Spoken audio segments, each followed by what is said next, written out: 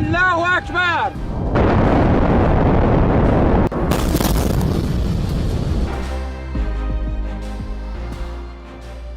টানা ৩৮ দিনের রক্তক্ষয়ী সংঘাতের পর কি তবে শান্তির সুবাতাস, নাকি এটা কোনো বড় ঝড়ের আগের নীরবতা?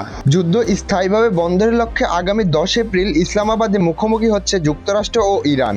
আলোচনার মূল ভিত্তি তেহরানের দেওয়া ১০ দফা প্রস্তাব, যেখানে হরমুজ প্রণালীতে পূর্ণ নিয়ন্ত্রণ থেকে শুরু করে মধ্যপ্রাচ্য থেকে মার্কিন সেনা প্রত্যাহার এবং সব নিষেধাজ্ঞা তুলে নেওয়ার মতো কঠোর শর্ত দিয়েছে ইরান। যুক্তরাষ্ট্রের ৪৫ দিনের যুদ্ধবিরতি প্রস্তাব ইরান প্রত্যাখ্যান করেছিল, উল্টো ওয়াশিংটনের দিকে ছুড়ে দিয়েছিল ১০ দফার কড়া শর্ত। শুরুতে হোয়াইট হাউস পাত্তা না দিলেও শেষ পর্যন্ত সুর নরম করেছে ডোনাল্ড ট্রাম্প। এই ১০ দফাকে আলোচনার ভিত্তি হিসেবে মেনে নিতে বাধ্য হয়েছে যুক্তরাষ্ট্র। মাঝখান থেকে বাজিমাত করেছে পাকিস্তান। তাদের মধ্যস্থতায় সাময়িক যুদ্ধবিরতির পর শুরু হচ্ছে আসল স্নায়ুযুদ্ধ।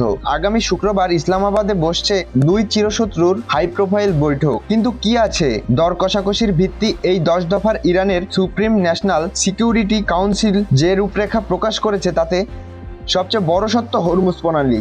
এর নিয়ন্ত্রণ এবং যাতায়াত প্রোটোকল থাকবে সম্পূর্ণ ইরানের সামরিক বাহিনীর হাতে, যা তেহরানকে ওই অঞ্চলের ভূ রাজনৈতিক ক্ষমতা দেবে।